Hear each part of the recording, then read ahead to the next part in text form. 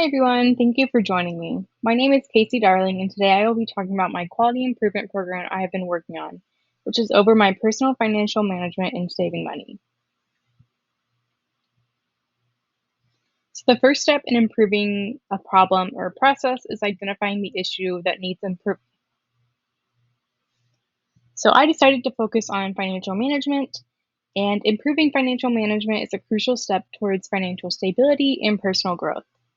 So, what is financial management? Financial management is the process of organizing, planning, and overseeing financial resources. And I found that this problem is identified through spending rather than saving and not financially planning available funds. I found that this problem occurs at work, home, outside of work or home, basically anywhere where I have the opportunity to spend money or make a purchase. The problem of financial management happens through the process of depositing funds, budgeting and allocating funds, planning what to spend money on, and then transferring funds into savings or lack thereof. The problem is greatest with being at home. I find myself more prone to spending money on things I don't necessarily need, and less opportunities to transfer money into savings account that is an out of reach account. So after rent and other necessities, I'm left with about $200 of spending money. This spending amount helps cover things like if I go out to dinner one night with friends, dog food and medications, vet bills for them, and boarding money if I go out to town, and just general spending money. I realize that even when I'm allocating money out, I don't leave any to save. Or if I do say I'll save a certain amount, there'll always be something in the future that I need or want to dip into that money in the account I said I would have reserved to save without actually transferring it out of the checking account. So the next step is in organizing the improvement team. So I am the only stakeholder in this improvement plan. I'm the only one with access to my funds and finances, so I would be the only stakeholder. And the stake or incentive is saving money, increasing the emergency fund that I have, and just overall better financial management. I'm obviously the main person affected by change. Like I said, I'm the only one in charge of my funds and finances. And the actions to take would be scheduling deposits into a savings account, actually creating a savings account, and budgeting money for saving and spending. So the next step is clarifying the process and problem. And there were several issues identified while analyzing my own financial management and decisions surrounding them. So the biggest problem is finding it difficult to save money. Why is this? Because I find it difficult to start the process, because I find it overwhelming with the information available to me or the lack thereof, because I haven't dedicated enough energy to learn and start saving, because I haven't fully recognized the benefits of saving money.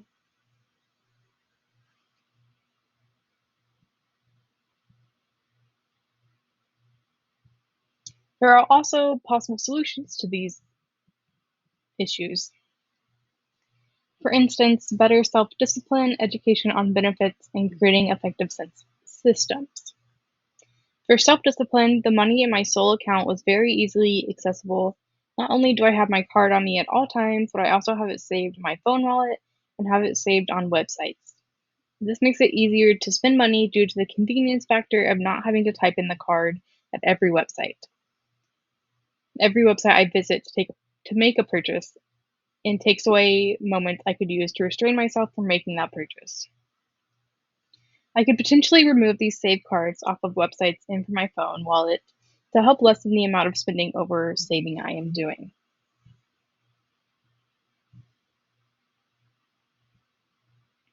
Next up is understanding the sources of variation.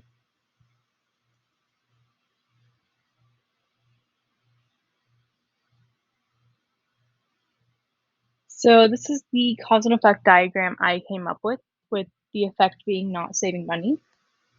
So there's a lot of factors like human factors, financial factors, and bank factors. Obviously, the human factors being lack of understanding and lack of motivation. And then the financial factors being lack of budgeting funds and lack of just available funds available to myself, as well as bank factors with many different options and different benefits that are all confusing and difficult for me to traverse. And lastly, we have the select improvement strategies. And first we have the plan. So identify the goal was to create a savings account and save $125 per month. The objectives I defined were allocating the funds to do that every month and setting up the automatic transfers, as well as developing the plan, obviously opening the savings account, budgeting the funds, and scheduling the recurring monthly payments. This meant my first task was to create a high yield savings account that would allow me to earn interest in the money sitting in my savings account. Next, we have the do slide. So this would be the execution following the plan we saw before, budgeting to ensure the bills and other necessities are paid beforehand, and then saving, ensuring the $125 are being added to the savings account monthly. And through some research on different banks and their sign-on bonuses and interest amounts, I decided to go with an Ally savings account. With the referral to Ally Bank that I was able to get through my sister, I was able to get a $200 bonus after signing up and making a monthly scheduled deposit to the savings account for 3 consecutive months. This account has an annual percent yield of 4% and an interest rate of 3.92%. I primarily decided on this bank due to the high yield amount and the sign-on bonus with the referral that was being promoted. In opening the savings account, I went ahead and deposited $250 to get myself started and set up a recurring monthly transfer of $125. I went ahead and broke these up into 2 different transfers per month, one as $50 near the beginning of the month and another as $75 towards the end. And this just helps to lessen the financial burden at a single time, so I'm not feeling overwhelmed with a huge sum of money going out of my account all at once. I just found it worked better for me to separate them into 2. And while I've already started a high yield savings account, already pretty far in the 8-week course during this improvement plan, I already knew I wasn't going to be able to have a significant amount of money saved or true results that I felt were very significant. However, it would be good foundation for my savings in the future. So next is the study part. Obviously, I'm just evaluating the process, collecting feedback, and comparing expectations versus reality. And this, I evaluated how much I've saved already. So the amount I've saved since starting the project is about $500, with the additional $2.18 from interest. I have set up the monthly recurring transfers about $125 that have already taken into effect and have enabled me to save an additional $250 past my initial transfer of the $250 I began with.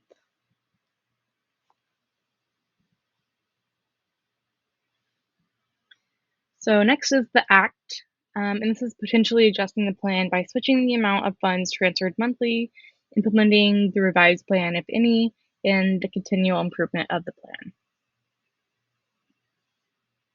And I found that I don't really need to revise the plan as of right now. I found the monthly amount of $125 allows me to cover my necessary bills and payments, but also still have spending money in my checking account if needed after the $125 is transferred out. However, if I feel this amount needs to be lessened or adjusted in the future, I will make adjustments in the improvement plan as well. And next we have a graph that shows kind of a breakdown of the balance over time. So we started at $250 as shown, and it just shows a good visual of my current progress and current process. It shows the 2 different transfers per month so the $50 and $75 separate.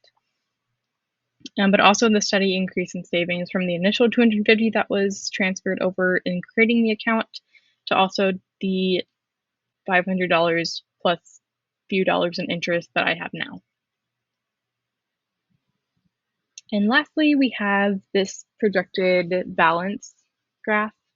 Ally does a really cool thing where they project your balance and just show your progress in your savings account.